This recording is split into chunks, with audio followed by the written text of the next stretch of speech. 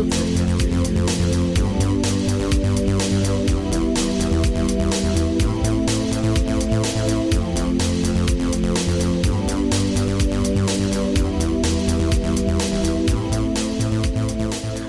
to that 80s show that is way better. I got this fear, Dori, that I'm going to be losing my hearing. And I work in radio. It's a fear those of us who work with audio all have. Do you know that headphones kill the little hairs on our ears? Like in our ear canals and that. I mean, that might be a good thing for very hairy-eared people. Listen, it's got rid of a lot of them for you. Way better than when you got to go to the barbershop and they stick the earwax in it. I ever tell you the story when I went to have my nose hairs waxed? And if you don't know, you know, when you go have your nose hair waxed, they take the earbud, assume in this case a nosebud, and they put the wax in it, they stick it up your nose. And then they pull. They yank it. Yeah. Listen, you deal with it, it's fine. But I'm watching the dude in the mirror and he yanks it, and then his eyes just go massive. I'm like, oh, what the fuck? And he's like, okay, don't panic. I'm like, you don't panic. He ripped the bud out, but all the wax stayed in. Oh, no. Yeah, that was a long day. Lost. You know how much my nose bled would just randomly bleed for about 3 weeks after that. Smooth inside, though. Very smooth. But anyway. You know, but your nose has hairs for a reason. You shouldn't mess with it. Well, I discovered that afterwards. Yeah. Anyway, this is not that nose hair show. This is that 80s show. And we have a guest. I asked him to send me a voice clip. A voice note for something we're going to talk about today. He goes, yeah, I could just come in. I said, of course you can just come in. Welcome our friend, the Curator Supreme of the Pretoria Retro Fair, Noel Opperman. Welcome back to that 80s show. Hey guys, thank you so much for having me again. Oh, it's only great a pleasure. to share the air with you. Only a pleasure. Dori, I want to ask you guys something. Yeah. In the realm of 80s butlers, we had Benson, we had Mr. Belvedere, and then we had Jeffrey from The Fresh Prince. Late 80s, early 90s. Who's your go-to butler? Alfred. Okay, he's going with Alfred doing the Batman thing. I think Jeffrey, eh?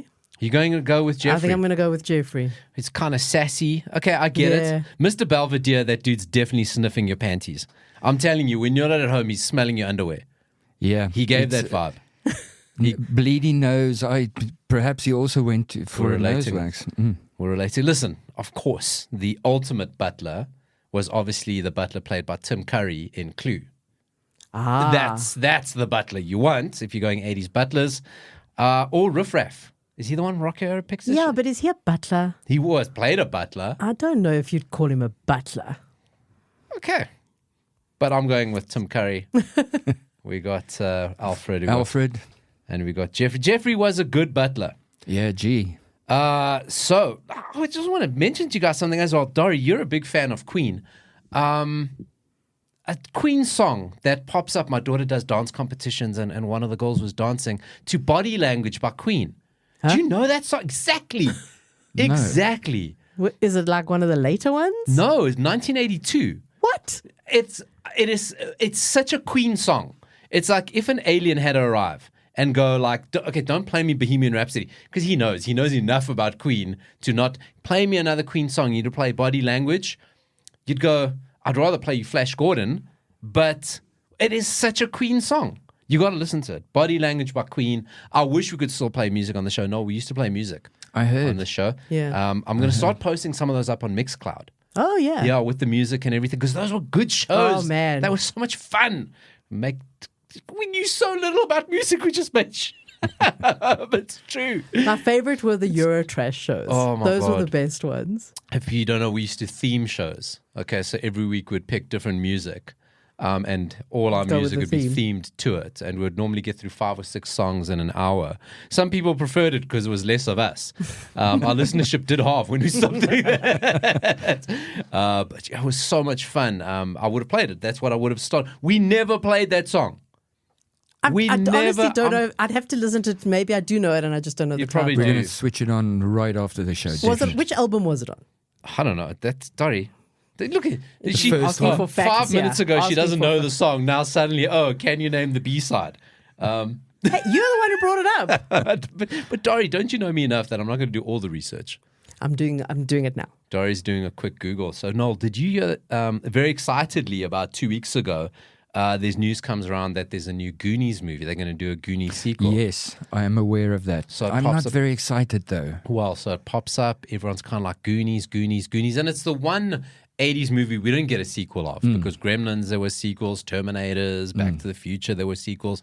And Goonies, they never did it. I said to Dori, it's got a hell of a thing for them to do because Stranger Things is kind of the spiritual sequel of Goonies. That's right, yeah. I'd say. So this kind of first report that came out said that Steven Spielberg's involved. Okay, so he's back. Sean Astin, now he's gone on to do a whole bunch of things, was a Hobbit. Yeah, Brolin as well, he'll probably be said involved. He was involved. And they said, no, we're reuniting all the original cast members, still living cast members. But it's since come out that it is fake. There is no Goonies sequel happening. And I was like, no, Dori, this is where I want to bring you in. Dori's very confused by this Queen album. What are you finding or not finding? Okay, so just quickly. It's from the album Hot Space, which was released in 1982. Okay. Singles from Hot Space. Under Pressure. Yeah. Wow. Huge, right? Yeah. Body Language. None of us know. Las Palabras de Amor. Oh, that I got to listen to. Calling All Girls. What album was this? Staying Power. No, see. And Backchat. You see, was it a promotional album or something? I have no idea. I mean, literally only Under Pressure I know of that list. And like Under Pressure kind of like took all the air out of that one. Yeah, it wasn't that the one where Queen covered Vanilla Ice? Exactly. That's how you tell how old somebody is. So okay, we gotta get more into this. I'm gonna actually go and listen to this whole album. What's the name of the album? I'm going back to it. Hot Space. Released in 1982. Nice. Don't get past Under Pressure on that one. You see, like we learn. We're never too old to learn. I will report back after I've listened to the whole album. We'll put a link to the album on that 80 Show SA Facebook page. So, Goonies. Back to Goonies. Not really happening. Not happening. I was like, no. What is this? Who do I believe? I don't know who to believe. Our man, Corey Feldman, Sea-Dog. I didn't believe it until he came out and posted this. Capitals, guys. This is on his Instagram about 2 weeks ago. In capital letters. How many damn times do I have to say? Have to. Sea-Dog, remember. Have to. Say it. 3 question marks. Please read the articles about Goonies 2. The Goonies stars Corey Feldman, Martha Plimpton, and Joe Pantanello all say the Goonies is not happening despite persistent rumors. He then goes on. Sean and I, at one point, this guy, he's a grown man. He's like, how old's Corey Feldman? Must be close to 50.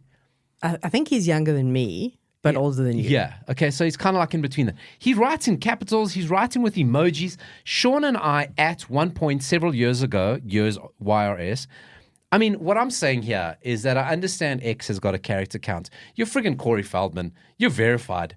Just get more characters. You know what I'm saying? Anyway, Sean and I, at one point several years ago, even wrote a treatment together, which represented to the A-team of Donna, Columbus, and Spielberg. And Donna loved it, but felt the idea was too big for the studio to afford 2 4 numbers, yes, were the budget they had in mind. But today, here we are, and through us, Goonies, never say die. The rumors of a sequel must be put to rest. We as a cast and family who still all love each other and you fans very much understand this would be the most anticipated sequel since George Lucas went back and announced that he was doing Sea-Dog Star Wars episode 6 to 9. We are always ready. Wow. That was an adventure in itself. Sure. Find the missing vowels. I can literally smell the cocaine behind that post. It came out of that one, hey? So Nosebleed will be our theme for the Kind of show. a running gag. Kind of a running gag. Who are we to believe? Is Corey Feldman a reliable witness? Well, I'm actually relieved, to be quite honest with you. They always mess it up. Even if Steven Spielberg will be involved, it's times have changed. It's not from its time anymore. What we said when we first spoke about is if Steven Spielberg's involved, like if they're doing it over the next 2 or 3 years, he's hitting 80. Could this be a swan song? He's going out with like Avatar levels of production, right? Throw it in the kitchen sink at it. Here's what's probably happened, guys. I don't want to tell Corey Feldman, keep it down. I don't think they invited him. I think they're like, we are doing it. Don't fucking tell Corey. Don't tell Corey. Martha, don't tell Corey. Corey cannot find out. He's going to want to play guitar. He's going to wear those tight leather pants. Oh, God. He's dressed as Michael Jackson. It's just a whole thing. Obviously, shit happened with him. It's recess trauma. Not going to get into that. Nobody tell Corey. The awkwardness. I hope he doesn't listen to the show. Oh, no. Well, so we'd be getting quite a few letters. I believe Martha. Yeah, I'm kind of like... Sean Astin's a stand-up guy. Never had any controversies. Been a Hobbit, was a dad in Stranger Things. Like a stand-up guy. Yeah. Does good stuff. I'm taking his word because don't tell Corey. # don't tell Corey, the new movement for our times. A guy we love on the show. Love him. And not just on the show, just love in life. Jason Bateman. Okay. Another guy that we love on the show. Okay, there's David Hasselhoff. Okay, let me say Jon Bon Jovi. Okay, we love Jon Bon Jovi. I mean, one of my favorite things, Noel, I don't know if you saw this. He was at a wedding.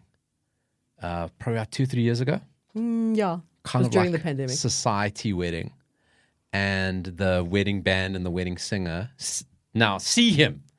You're going to a wedding with Bon Jovi. Maybe if you're high society New York, you kind of brush this stuff off. Kind of like. But Jon Bon Jovi's at the wedding. So the wedding singer starts singing Living on a Prayer.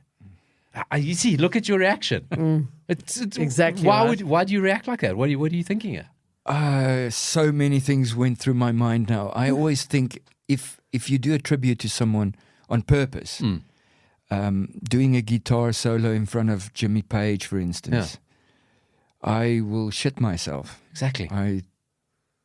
So Jon Bon Jovi in this particular instance, she sing.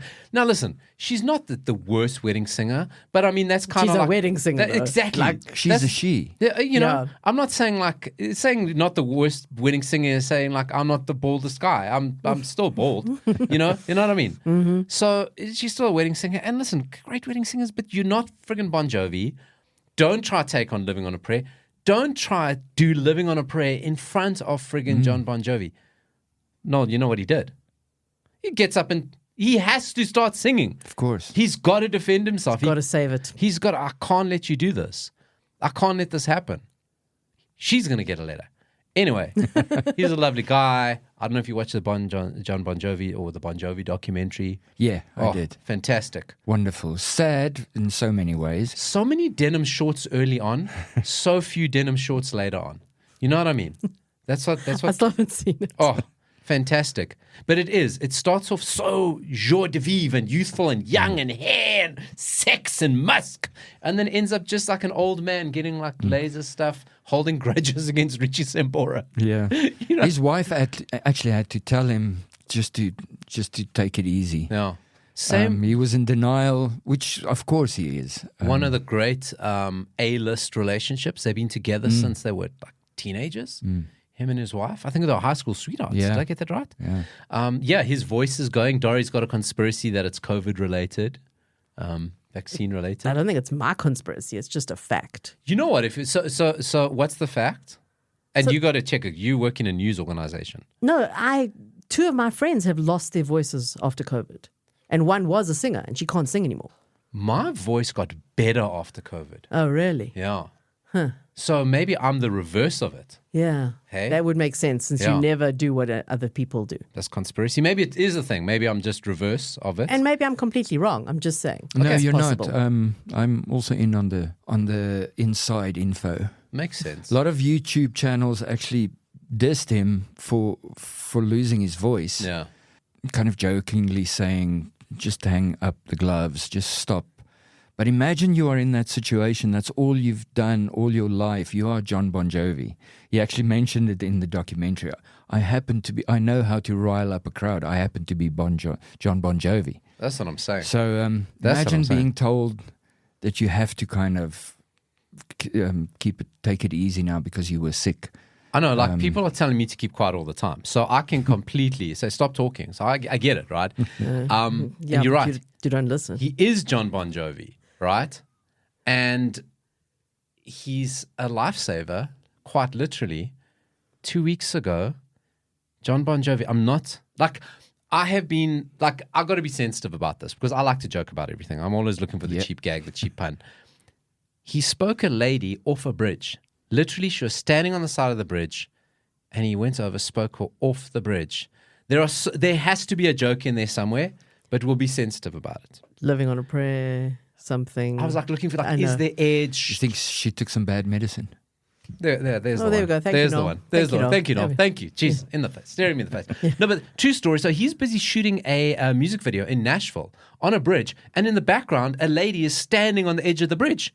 So Jon Bon Jovi does what fucking the best people in the world do with his production assistant, go over to her and say, get off the bridge. I'm freaking Jon. He said, well, why? I'm Jon Bon Jovi, and I'm telling you, don't jump. Like, if you think your life is worth jumping for, you've obviously asked for a sign. Life's not a bed of roses. Okay, another one. Okay, good. If you're looking for, I mean, you're going to give love a bad name if you jump. That didn't work. No. But anyway, it's like saying you're looking for a sign.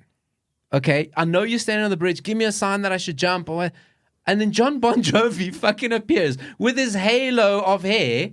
Yeah. You know, I can imagine it. The hair, the sun must have been behind him. It's a halo. He must have looked like a saint. But if she was young, she might not have known who he was. You will know who he is when he approaches you on a bridge.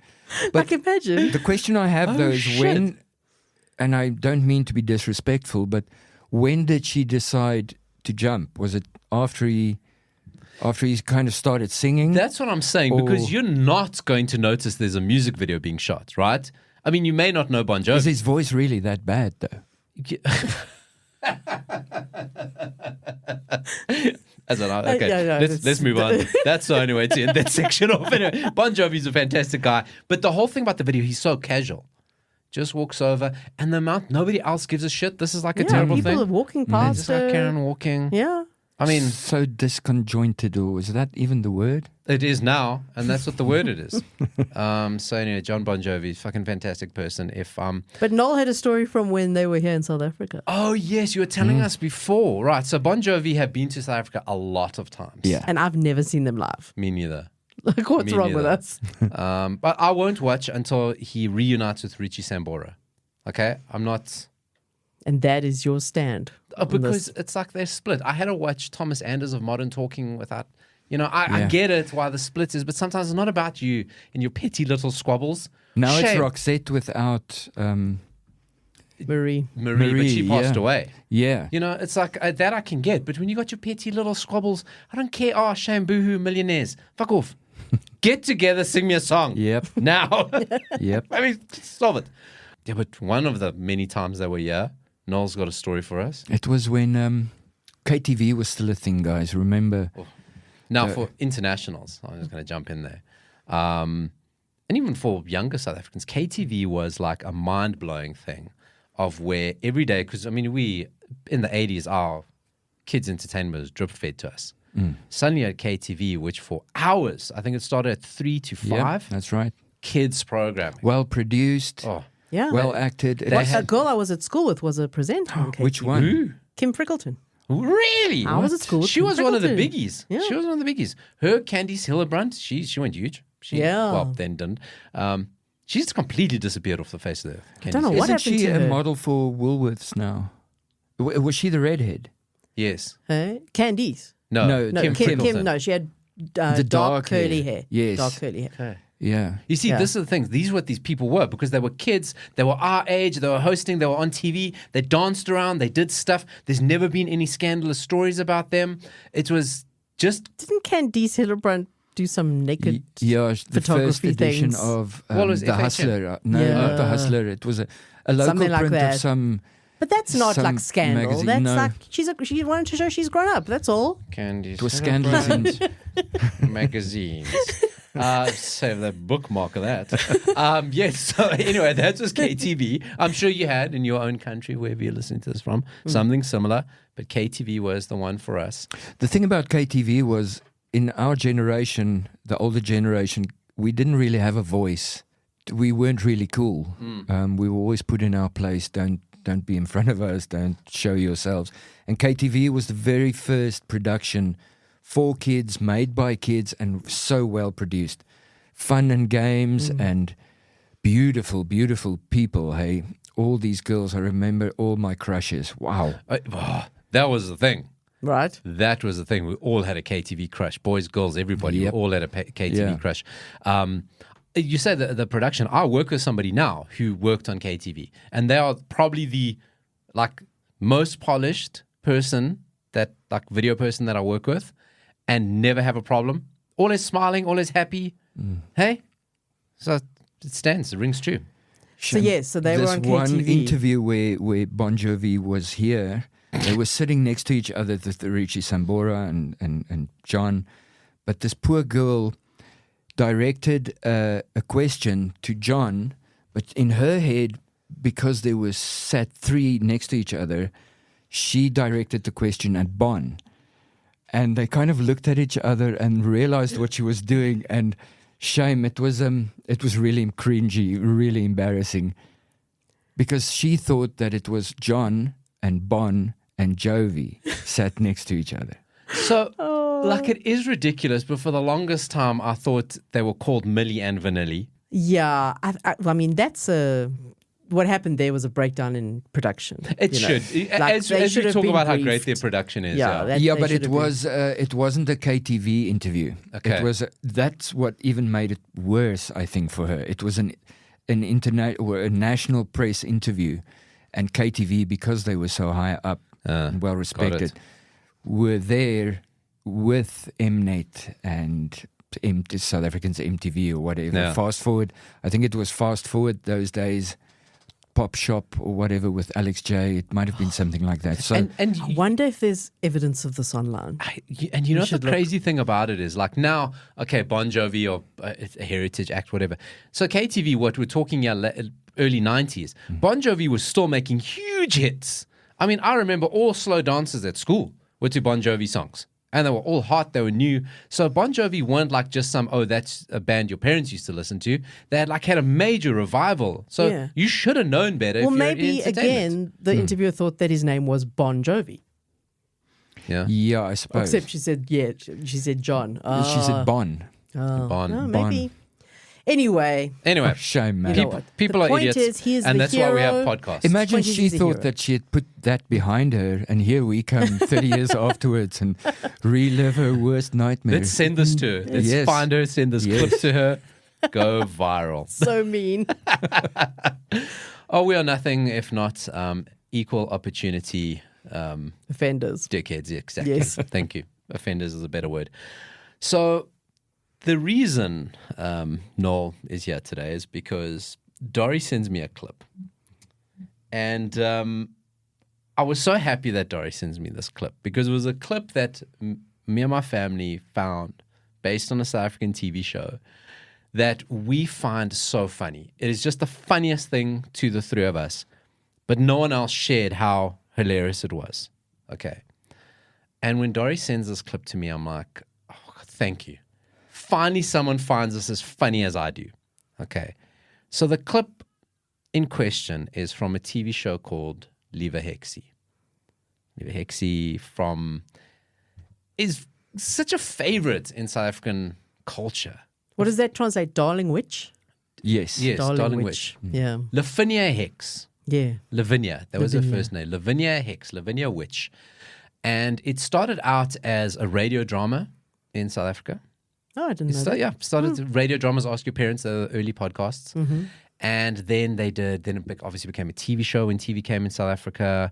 There were records, there were cassettes, there were books. It was a huge thing. Huge thing. So, of course, you have the first characters and all is by the same person. So the lady who started it, Werner Vels. Werner Vels, there you go, didn't have to check notes. She started it in the 60s. People say that she not copied in a bad way, but there was an inspiration of a German character. But here in South Africa, we knew nothing. So. Yeah. And Liewe Heksie was Dear Witch. She was a little bit of an absent-minded, ditzy little witch who was just trying to get through life in her little witch land. And it was like, of course, the SABC at the time. I'm surprised it went through because a witch is a cultish. I also thought of that. You know what? But anyway, they were quite fine with it. She had multiple characters. I'll talk to some of the characters, but I want to play. We're going to put this clip on that 80 Show SA. Just to also confirm, it was like puppets. They're puppets. It's not animated. No, it's not real. Exactly. It's puppets. They're little puppets, right? Marionette-ish puppets. Creepy as fuck looking. Yes. Nightmare fuel. Really, so really obscure. I mean, like they were made by Satan.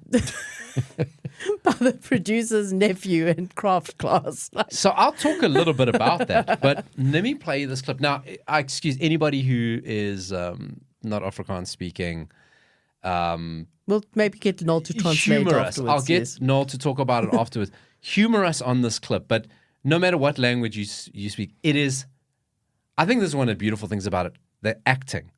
So you don't necessarily have to understand what's going on. So in this particular scene, Lever Hexi is now getting shut out by somebody. Take a listen to this. Die prinses in die storie. Luister jy sal ook alles doen wat Heksie vir jou sê. Kom nou dadelik huis toe.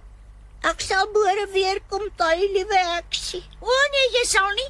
Ek wil glad nie jy moet weer moet Heksie speel nie. Nee, ons speel altyd so lekker. Hy kan nie met iemand speel wat paddas op kombuistafel sit en hom leer om vliee te vang nie. Toe kom nou, ons moet loop. That is wonderful acting, eh? Very melodramatic. Extremely melodramatic. Now, what is happening in that particular scene? Okay, so Kwaiki kabouter is what my parents used to call me.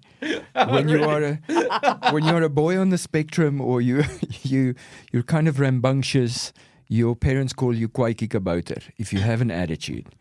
So I was, for instance, never a morning person. I still am not. So I am Kwaiki kabouter. And if you look at the clip, Kwaiki kabouter always looks as if he drove to the scene on the back of a bakkie. His whole face goes to the back. It's badly done. But anyway, he's Kwaiki kabouter. He's a babyish character. Yes, but he's got this look on him. You can see that he's like an he's asshole. just eaten a lemon. Tequila. When Dori sent the clip, she was like, "Oh my God, Kwaiki was a CUNT." Yeah, but they couldn't call us that. Okay. So we had to make up a name for Kwaiki kabouter.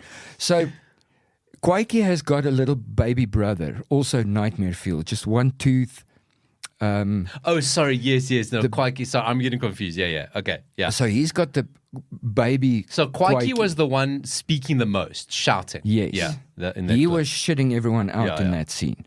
So they were just probably playing with a frog, it sounds like. There was definitely mention of a frog and flies. So I found the whole story. Yes. Right. The whole episode. Okay. So what happens in the whole episode is they read a story that if you kiss a frog, it becomes a prince. Okay. You must see the frog in this episode. I'll put the clip because somebody has painstakingly gone, because the SABC who owned it put up some of the episodes, but some of them, somebody has painstakingly gone and found most of them. So they find a frog and they want to kiss the frog to make a prince. But now, of course, shenanigans, right? So at one point, the frog ends up inside the house, in the kitchen. On the table. On the table, of all places. And this is where Kwaiki loses his shit, because he's like, you've taken my brother away, he's a baby, and you've got this dirty, filthy frog, which is spreading germs on our kitchen table. But now, Kwaiki, what's his little brother's name? I don't have it yet. I think it was just Baby Kwaiki. I think it was Baby Kwaiki, yeah. Baby Kwaiki. Not a lot of thought put in. No, and listen, it's you know, we don't want to we want to get into the stories. We don't need names, you know. So that's the story. So Kwaiki finds this shit and now says, "This is bullshit." This is where we start laughing, because this is where Afrikaans slang in an English household, where it kills you, because a pada is a very colloquial term for a female body part. That's para. Okay, all right. Yes. Okay, said like that. And the concept of having one sitting on the kitchen table Eating flies. It's full of germs. Flies. Is very, very funny. Wow, I didn't even get that level of it. Guys, I'm just going to deviate quickly. On that note, when the second Big Brother came out, Big Brother South Africa, it was the very first one that you could send in live SMSs, and when your message would be displayed at the bottom, scrolling through everything. And people, I remember it was Mandy, and Mandy was the beauty therapist, hot girl. And the boys kept on sending her these luscious, insinuate messages. Doing shower hour. Yeah. So they wrote an algorithm to filter out all the bad words on the SMSs. But now the Afrikaners came, and because you have these double entendres, the one I will never forget it is Mandy, wys my jou vleismuis. And no math algorithm will pick that up ever. And that is the beauty. That's what happened with Pada. Please try explain. Please just give an English of vleismuis. Okay, so Meat mouse. Meat mouse. Yeah, that's nice alliteration. Yeah, that's basically what it is. Fleshy rodent. And the problem is, it wasn't so bad in English, but then when they started speaking Afrikaans. Afrikaans. Well, how are those not checked before they went live on the show? Because the producers who were probably lazy. English. Yeah, exactly. Will never know because vleis and mice has got nothing to do with anything unless you combine them. There was no editorial process before it went on screen. Yeah. Do you That's know hilarious. we use AI to help us with show notes and titling and things like that. Good luck, AI. You are going to have a hell of a time on this show. Exactly. I am really curious to see what comes out of it. Oh, vleismuis, my God. See, this is the thing about Lever Hexi. It just keeps giving, Yep. right?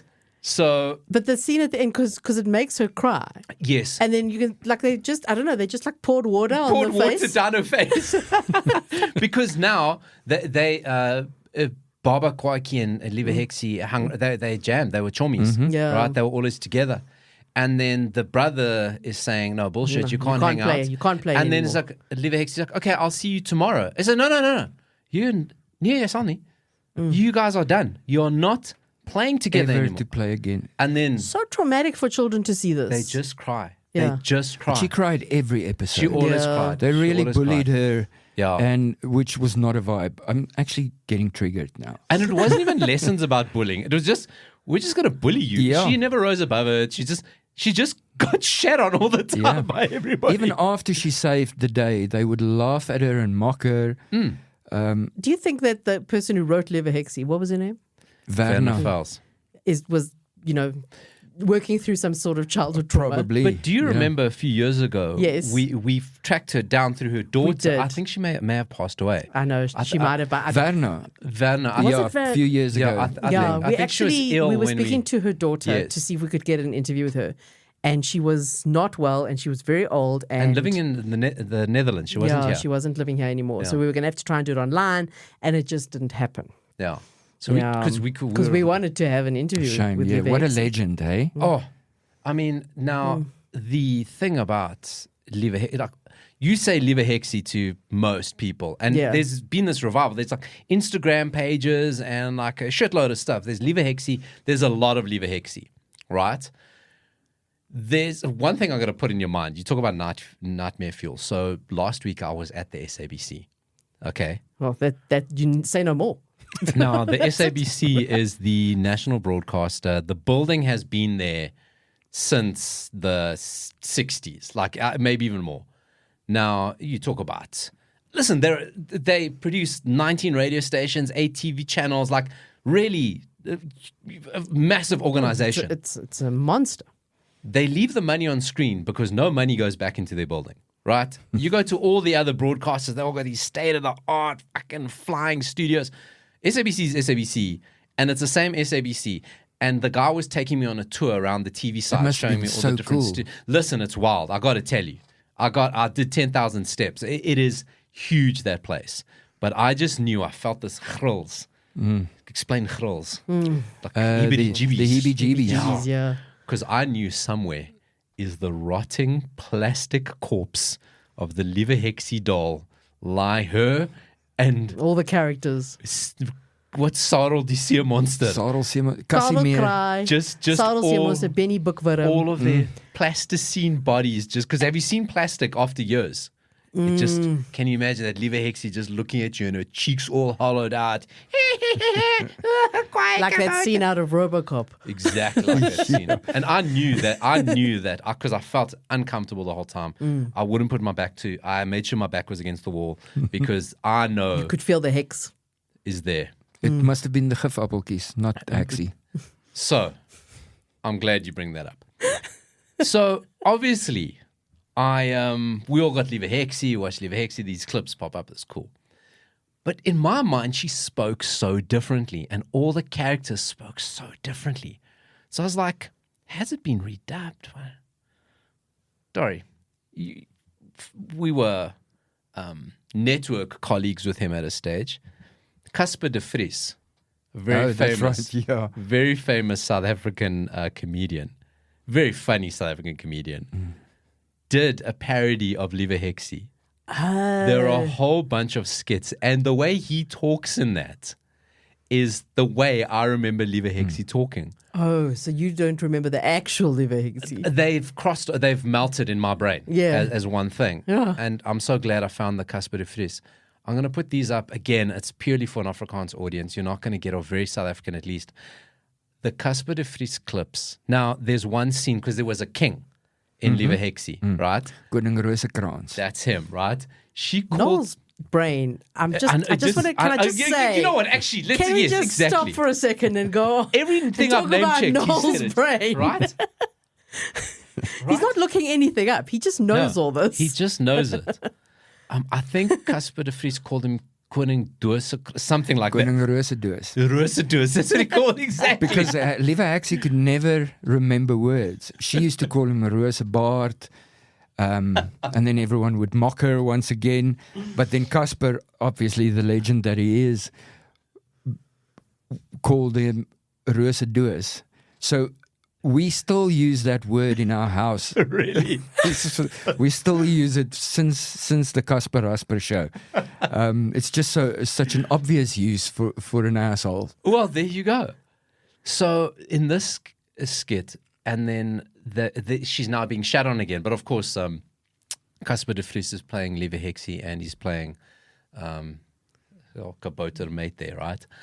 And they're shitting on it until Liewe Heksie has enough. Because Liewe Heksie never has enough. Nope. But Casper de Vries' Liewe Heksie has enough. And the word kabouterhol gets used.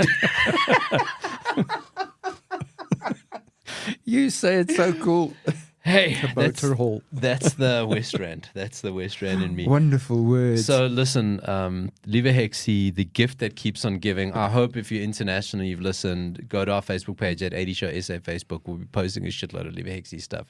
We grew up, and it just keeps on going. But also, Afrikaans is the best language to insult people with. No, there is Yeah, nothing for wrong sure. with it, There's yeah. no other one. You know, Yeah. I know swears in a lot of languages, but Afrikaans is. it's always the first words that you learn yeah. of a new language. Like, I mean, and you always vleesmeis. I mean, honest to God. Like, My next cat will be called Vleesman. Use it on the next date night. okay, moving on to the movie part. Right? So, on that 80 show, no, we didn't ask you to bring a movie to the table, but you can, of course, contribute. Every week we recommend a review, talk about movies to one another. We've done all the classics. We've done all the big 80s movies. Or have we? Because sometimes we forget. Yeah, we forget. We might have. But we've intended to do them. Yeah. And then we go a little bit off piste. When I do a serious movie nowadays, I feel off. I got to do like some B-grade shit. Like that's where I am right now. And there's a great channel that we found called Plex. Yeah. Have you seen it on your smart TV? Yeah. Okay. pretty much every piece. Plex is, as we've described, the part of the video store where you went when all the movies you wanted were out. Yeah. And you went there and you're kind of like, it looks like RoboCop, but it's, police bot or some shit like that, And that is Plex, and it's got the worst. And going back to the 60s, Dori. No, I know. I think I even saw a movie from 1930s on there. Okay. Wow. Plex is free. No subscription. Don't put your personal email address. The email address linked to your bank. No, make up an email address because there is some dodgy shit definitely going on there. Do not put a credit card. Don't do that. Watch what's free. Dori says to me, this is our exchange this week. So I'll leave you to make the joke later. But Dori says to me, I have to get through this Plex movie. Of which my response was, said no one ever. No one has to get through a Plex movie. And then I made another chirp, but I'm pretty sure you're going to bring it up. So Dori first. On Plex right now, what are we watching? So I went looking for stuff from the 80s. There was actually a decent movie from the 80s on there that we may or may not have discussed on the show. It was quite a big film. I'm not going to mention it because I might do it next week. But then I see another movie. And I'm like, okay, this looks like a movie that I've seen. But again, it's like, is this that movie? No, it's not. It's something else entirely. But what attracted me to it was that the topic of this movie was about video dating. In the 80s. There's all these clips on Instagram of the actual original 80s video dates, like the actual videos. Are you going to talk about the concept of what this was? We should talk. Yeah, I mean, I suppose, it never came to South Africa because it was probably satanic. Yes. But there was a time in America, pre-Tinder, online dating. You went to kiosks and you shot like a pitch promo video. Yeah, of yourself. And then other people would come and rent you and watch your videos and go, I want to date that person. And then there'd be like a code that you would call to connect with it. But you'd have to phone them. Actually phone them. I mean, that would never work today. No, man. You have to phone a 1-800 person. boob. Who would have thought Grindr, that shit would have worked today? I mean, what a bizarre concept. But I suppose tell somebody about Tinder. I mean, tell somebody about Bumble. True. Why I know so many dating sites as a very happily married man. Those are the two main ones. But everyone knows them. Yeah. Yes. So in the movie, there's this, I'll tell you what the movie's called now. It actually doesn't matter at all. There's this thing called Video Valentine, where it's this video dating thing. And this guy, so the plot, okay, the movie's called You Can't Hurry Love. Yeah, okay. Okay. But isn't... Pretty much no-name cast, honestly. But that's the name of another movie. No, you're thinking of You Can't Buy Love. Can't Buy Me Love. Yes, with Patrick Dempsey. Because I made the same mistake. I was like, but wait a minute, and then I realized, no, it's not. You Can't Hurry Love is from And of course, Diana Ross had a song, Can't Hurry Love. Yeah. It was, and Phil Collins. Yes. So the Phil Collins version is in the movie. Okay. So this movie had some budget because it has some decent songs in it. Like all 80s movies. That's all the budget went for. Yeah, well, but only a few. Except for the ones that didn't. Yeah, the ones that didn't. The ones that didn't, you always spot them. So You Can't Hurry Love, it came out in 1988. I'm going to read you what the Wikipedia page says, where there's very little on the Wikipedia page. An American romantic comedy starring David Leisure. Do you remember David Leisure? He was in Empty Nest. I don't know if you remember Empty Nest, that really bad Wasn't sitcom. that video game based on him? Leisure Suit Larry? Not him? No, David Leisure. Anyway, you'd know him if you saw him. He was the creepy neighbor.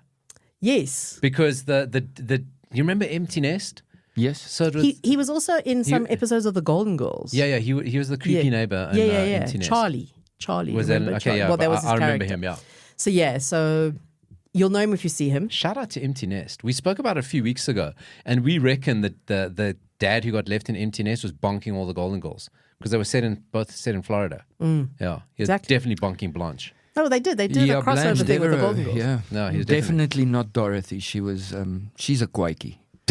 Quakey kabouter. Yeah, no, she's just your face mace will bite you. Anyway, moving on. You're not even going to know these names. I'm not even going to tell you, like the cast, except for one name, Bridget Fonda. Okay. Bridget Fonda's in this movie. Wow. Yeah. Does she know? Does she know she's in this movie? She's one of the main characters. But camera. I mean, I think honestly one of her very, very, very early roles. Here's the plot. A man moves to Los Angeles and hears that the only way to be successful there is to pretend to be someone else. He goes on a series of video dates and learns that everyone he meets is pretending to be someone else, except for the girl who works at the dating service. He realizes the only way to find love is to be himself. Wonderful. Oh, good. So wholesome. So, well, wholesome. Yeah. Well, yeah. As wholesome as a Plex movie can be, there are boobs 6 minutes in. And to which I said to Dori, must be a family movie. Yes. Of course, Yeah. PG. Because it was 6 minutes. That's but a then very there's good heads full up, front, Dori. then there's full nudity about 40-something minutes in as well. Yeah, But, and then you would there's sit and there's watch these things with your parents. Yeah. I know, but there's like there's not. It's not like a rompy sex comedy. Or, No, I wouldn't even call it a comedy. Nudity was normal in the 80s. Yeah. And I mean, the one scene was kind of.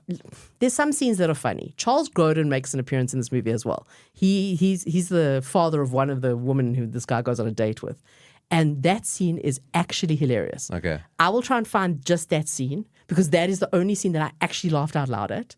It's very funny because he's basically warning the guy. So the guy goes to fetch the girl. The girl calls herself Madonna, is dressed up exactly like Madonna. How many times do you think that happened in movies? So honestly, there's got to so be ridiculous. a supercut somewhere of how many people So dressed ridiculous. as Madonna. So he gets to the house and she's like, "Oh, I'll be ready now. I'm just going to quickly, I'll come now." So like, she goes and the dad's sitting on the porch, and the dad gives him this lecture about how he must use a condom because having kids ruins your life, and it's freaking hilarious. It's so good. It's like that 5 minutes of the movie is gold. Charles Grodin, we love Charles Grodin. The rest of the movie is so, it's hard. It was hard for me to finish this movie, Paulo. It was tough. Like I say, I take you back. You see, even I'm looking at you at the IMDb, right? Okay. So the first two pictures are the movie poster. The third picture, a lady in lingerie on the bed. Yeah. So you know what you're getting yourself into. What you got to do, you got to take yourself back. When you I know you're new to the Plex world, and you haven't done many. I might leave now though. Okay. Oh, okay. Okay. This is the thing with Plex. What you have to do is you have to transport your mind back to exactly like I said. It's a Sunday afternoon. Your dad said, "We're gonna go get a video because I want to sleep. So you guys are gonna get a movie, and we're gonna go to the video store." But now it's Sunday afternoon. Like, oh shit, like. The 24 hours, like people hired on a Saturday. They haven't brought it back. They haven't rewound. Yet. It's like, what is there really going to be on a Sunday afternoon? Okay. But I'm not going to leave without it. Saying, "Oh, no, Dad, it's okay. No, I've got to get a video." And you're looking at depending on what was your video shop? How did you know a video was out? They used to put a little, like a printed sign in. Sorry, I'm booked. Or sorry, I'm out. Jessica, we had a tag system. Yeah. So blue was VHS, yellow was Betamax, and if there were no tags, because you never actually got to take the actual cover of the video home. took like a little that key would tag. stay on the shelf. Yeah. So you didn't know if the video was out or not. Oh no, you did know because if there were no tags, Then it was kept behind the counter. Yeah. But you never got to take the actual. No, thing home. you don't take the thing off the shelf. You take the little tag to them, and they give you the movie, and you're just going no tag, no tag, no tag, no tag, no tag, no tag, no tag, no tag, no tag. Round the corner, shit, tags, but there's a reason there's tags. Yeah. But again, I'm not leaving without a movie. So this is Plex. It's all those movies that got left behind on a Sunday afternoon. Wonderful. That's where you are because you're going. Don't think in today's mind. We've got access to so much shit, we don't even watch it. We can stream whatever we want. And we never watch anything. We just go through the menu. We never watch anything. You had nothing else. I need to take it. So this is where your mind has to be when you're going through Plex stuff. Go with me. I'll give you all the tips. This is called Plex advice. Okay. Plex tips. Plex tips. Practice safe Plex. So I did are you getting it? Yeah. Plex sounds like sex. That's, okay. Oh, Wait, nice. Okay, you're getting it, Joe. So I did get through the movie. It was entirely predictable. Yeah. It was, I suppose, watchable. I can't actually believe how much crap was made. Well, I mean, And again, like, thank God. I think this was straight to TV though. I don't think not this even was straight to video. definitely. Oh yeah, I think straight to TV, not even video. No, like, listen, when I look at these things, I don't question why they got made. I'm glad they got made. Yeah. Made a movie of everything. Exactly. And multiple. There were some funny characters in the movie. So there's this guy who the main guy ends up working for, who lives in a box by the beach. Right. and he's an interesting character. So I think they had ideas of all these cool characters, and then they were like, but we need a movie to put them in. And they're like, oh, let's put in this movie. Because they don't really fit. And the other thing that we started to discover is how many of these like ensemble, these comedies, how they're just a bunch of set pieces kind of and skits kind of related to each other to fill up the 90-minute runtime. Yeah. Because that's how much time you had on a cassette tape. Yeah. It's like, we got to fill the tape.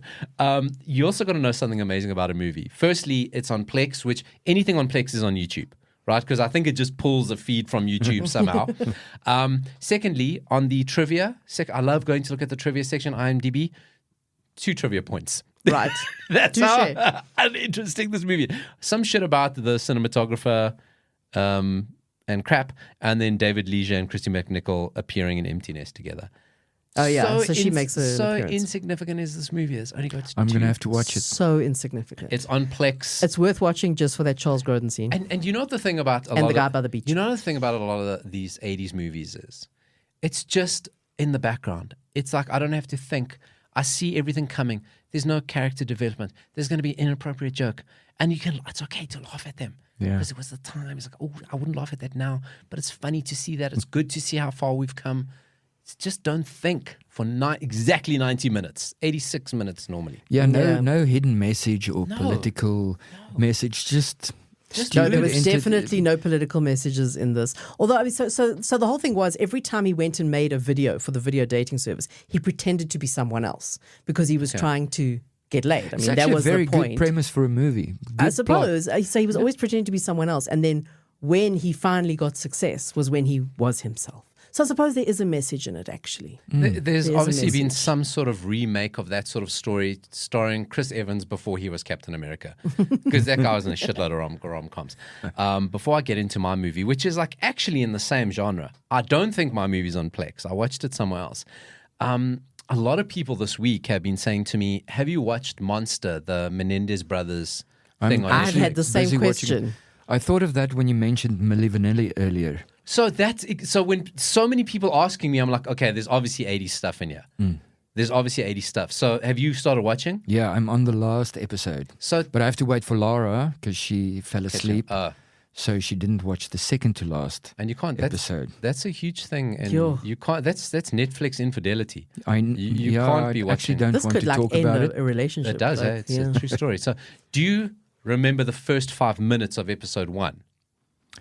Remind me. So let me take you back. So of course everyone's saying, "Have you watched? Have you watched? Have you watched?" I'm going, okay. There's obviously some with the 80s funeral reason. So it obviously starts Menendez brothers. Spoiler alert: they kill their parents. They're at the funeral, and what does the son play as a tribute to his father? Girl, I'm gonna miss you. Oh, you're joking. That's insane. You got 2 Milli Vanilli songs in the first 6 minutes. Girl, you know it's true. And then, girl, I'm going to miss you. And Blame It on the Rain. And Blame It on the Rain's in there as well. Oh, my God. Okay. No, I'm not going to spoil anything. No, I've got very well placed Milli So I Vanilli forgot songs. that this actual event happened in the 80s. Or was it the 90s? It was. I feel like it was both. It's okay because I know the story. I haven't watched it. I know the story because we've seen it so well. many times. But then everyone's like, "Oh, this one's really well done." So I think, okay, I will watch it. I will watch it. But looking at the fashion, the teal was the official color of the 90s. Yeah. So it might have been early 90s. It was Milli early Vanilli 90s. actually was 1990. Actually, because that's true. Other songs in there, I've got the track listing. Episode 2, Ice Ice Baby, is in it. Oh, that where the one that Queen covered. Yes, exactly that Queen cover version. Episode 3, The Power by Snap. We're talking very 90s now. Episode 6, Don't Dream It's Over by Crowded House. Mm-hmm. And then again, episode 9, Girl, I'm Gonna Miss You. So more 90s soundtrack. And right here, Brothers Wearing Teal. So I can see it. Okay, so that's not my movie. But my movie this week, like you said, they made movies of a lot of shit. And one of the things they did was there was a guy, I've become obsessed with him, Roger Corman.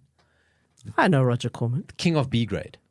Okay, he is the king of B grade. What Roger Corman did is he'd go, that movie is popular, I'm going to make a spin-off of it. The Weird Al Yankovic of movies. Right, but not parody Oh, serious? No, because that's what people are watching. Like a remake. And exactly this thing. Go, well, that's psychology. If RoboCop is out, I'm going to give them a movie about a cop who becomes a robot. If American Ninja is out, they're going to get a movie about ninjas living in America, right? That's the movie he did. He did all of those Deathstroke movies I spoke to you about. Yes. You know, flesh and fantasy movies. He did all of this. He was the king of B-grade movies, and I love him, right? So what Roger Corman comes across, you guys are going to know my movie. He goes, well, you know what people love nowadays? Gremlins. Gremlins are so popular. They've got people loving Gremlins. I'm going to make my own version of Gremlins. My movie from 1987 called Munchies. Munchies? Munchies. That is the I don't know movie. if I know it. Oh, Dori, what a treat. It's the cover written in green. In the cover, it is this creature, a munchie, who looks kind of like, they never look like that. So it's drawn. It is kind of like, imagine Stripe from the Gremlins, the bad one. Yeah. In wearing like armor, sneakers, drinking a beer, smoking a cigar, and looking up a woman's skirt. Okay, that is the cover for Munchies. Is this on Plex? I didn't see it on Plex. I'm not saying it's not there. It's definitely Would there. it fit on Plex? Oh, completely. Okay. Movie of the week. So what happens in this? We go to Peru. Okay. Oh, the great thing about this movie is that they go, we're going to rip off Gremlins, and we're going to fucking let everybody know we're ripping off Gremlins. Okay. In the newspaper, the one woman looks at it. There's a big thing, Gremlins in the system. Gizmo is in it. Even one of the guys who voiced the Gremlins, he voices these Munchies. So they were like, you know what, fuck it. Let's just do, and it becomes a bit more parody. Okay, like you said, Weird Al Yankovic. One of his movies leans into parody. So it's in Peru. This guy's an archaeologist, goes with his son on a dig, and they find this creature, a Munchie. Okay? And this thing is ugly as shit. The puppetry. Now we go back to Nightmare Fuel of Liewe Heksie. This is like what the Liewe Heksie doll probably looks like. Because, I mean, Gizmo was really cute. So cute. Yeah. And they had money. They had budget. Yeah. No budget here. Okay. I will post up a photo of it looks like a shoehorn, a leather shoehorn. That's what this thing initially looks like, right? So he now leaves it through shenanigans. Some stoner guy ends up with it. This thing attacks him and he chops it in half to kill it. But of course, doesn't kill it, duplicates it. Okay? And then the shit starts. There is a scene early in the movie where one of these Munchies, so the guy who first brings it back, you know, with his dad, and he's now keeping it, wants to keep it secret. He keeps it in a backpack and then he gives it a porno mag. The thing's definitely jacking off inside there. Munchie's definitely. The 80s. Hey? The visual imagery. It's not as disturbing as the sex scene with this guy and his girlfriend. There's a rubber, inflatable mallet. It's a whole thing. It's everything that Gremlins said, no, we will not do that. They went, family movie. the stuff that got cut out of Gremlins, because we know shit was cut in this movie, and no cute. No cutesy. So the Munchies. Sounds wonderful. Oh, no, it is. Here's a picture of one of them. Actually, this is going to go to that 80 Show SA Facebook page. Noel, take a look at a Munchie. That is a Munchie in a cupboard. Wow. And they call the Munchies because they get high and they eat everything. Okay? That is terrifying. That is a terrifying looking creature. Kind of like a dinosaur. Horrible things. And so shenanigans ensue. Eventually, they get control of them. They are able to turn them into stone statues. Okay, this is how they eventually defeat them. Like gargoyles. Yes, exactly.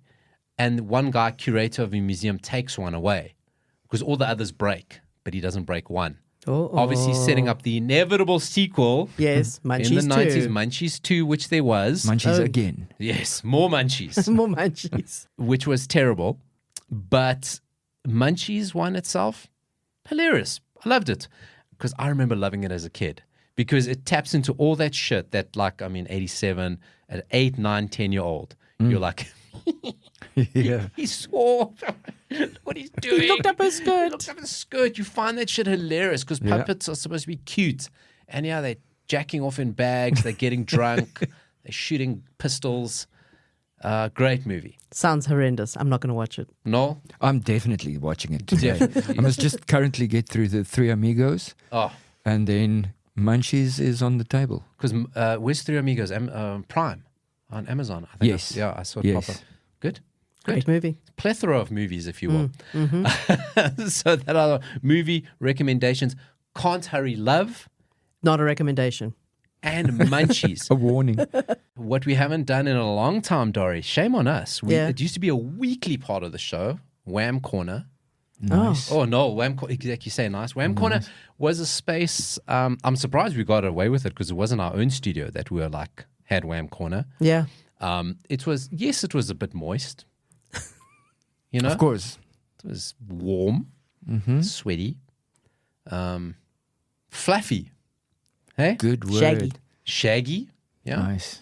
The candles, they wouldn't let us put the candles, but it was a nice place, Wham Corner. It was different. I mean, it's kind of like if Careless Whisper became a corner in a room. Nice. Moist is the primary thing there. But we haven't had Wham Corner in a very long time. Listen, it's that time of year, though. Why bring it it's up? coming. It's dusting off the old. We the old start to song. see it because I've started to see the memes of the Mariah Carey one. Yes. Of Mariah Carey and Ice. And they're Yeah, like, she's not in my life at all. No, we don't care about it. We're No. more of a Band-Aid. that's what I'm Do saying. they know it's Christmas time? I hope Mariah Carey was at a Diddy party so we can cancel her. You know what I mean? Because we're going to cancel them all. I hope Yeah. she was at one. So we can I have rid to of correct this. myself. It's not Band-Aid. It's USA for Africa. Did I have it wrong? No, it was Band-Aid. Well, there's both. Yeah. So it depends which one. So it was Band-Aid the was the English Bob one. Geldof one. is the Yes. English But one, do where they know it's Christmas was Band-Aid? Yes, Yeah. the Yeah. best Christmas song ever. after Last Christmas. No. Yeah. You remember that lunch bar ad where the guy, they were locked up and the guy, Paulo, just took a bite of my lunch bar and I said, "You've ruined the friendship." See, he didn't know. Yeah. He didn't know. No. Like, you see, the thing is, did you say best Christmas song? Yes. Okay. Because we have discussed how Last Christmas is the best song ever. So we can stay friends. Okay, wonderful. I'm I'll glad. Yes. Regurgitate your lunch bar. But anyway, it's Wham Corner. Laboring. It's time to soon. If you play Wham again, and you won't be able to get into the shops because once the Halloween goes down, the tinsel goes up, and we start dusting off. Well, Best time of people the start- year. People start dusting off the Last Christmas single. Yes, Paulo never has to dust it off. It's always Never? It's always mo- ready always to play. polished. I have to wipe it dry. Yeah. It was moist. I think moist. Are we getting that through to everyone? Moist is key.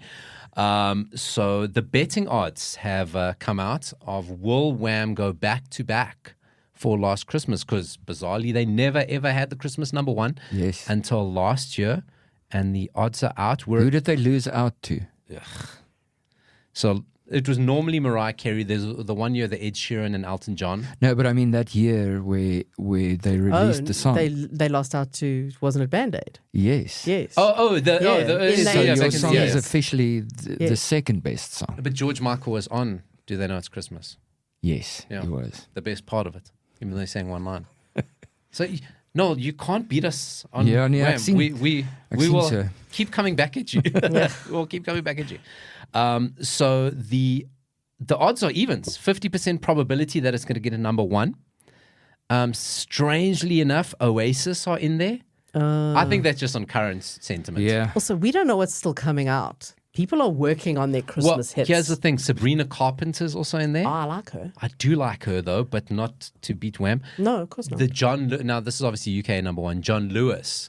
Every year they have a big song that they revive for Christmas. That's 8-1, and then Sidemen. Oh, Sidemen is some podcast assholes, I don't know who that is. or they're YouTubers. I think they're YouTubers. They're 12-1, but obviously you can see these odds who they're trying to cater for. But things are still coming. It's early. It is. Songs are going to come out. Listen, I can Elton go. John could surprise us. What if the Soft Shoes brought out? Like they get back together again. Jeez, that is That is a band I've not thought of in decades. Hey, we used to play a game, name an 80s thing I haven't thought of in a while, and that was Soft Shoes. Jarvis Wow. Pennington. Yeah. Yeah. Yeah. Yeah. trading blows The things here. that my brain remembers.